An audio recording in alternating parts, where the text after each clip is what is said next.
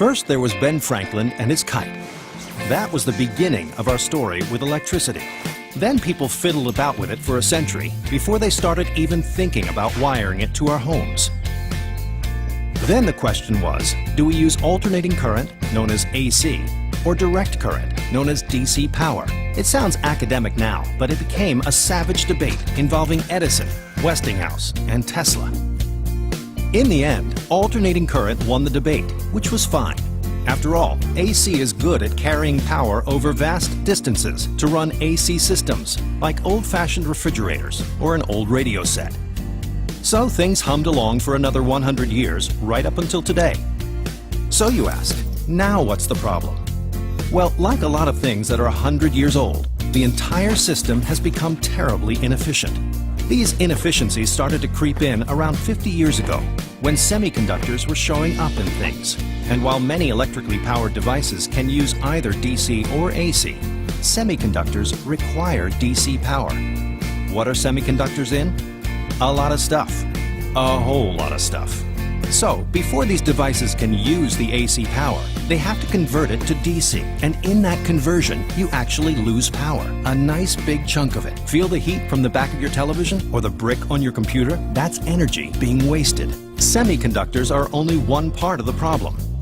The other part of the problem involves the growing interest of converting power closer to home, with things like solar roof panels or plug-in hybrids connected to your house. And the way things are wired now, you have to convert them to AC power to get them inside your home or to your car, only to have to convert them to DC again. This takes the long way around when there is an opportunity to directly connect at higher efficiency. Confused? So is the grid. But all it really means is that you're losing double-digit percentages of power all over the place. So it sounds like DC power is the more efficient way to go. Why don't we just use that?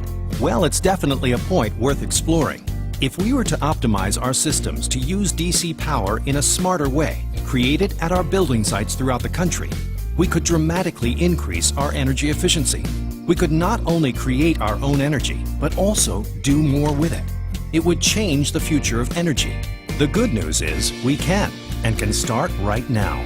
Over the past decade, Nextex has developed, tested, and deployed their DC system here, here, and here.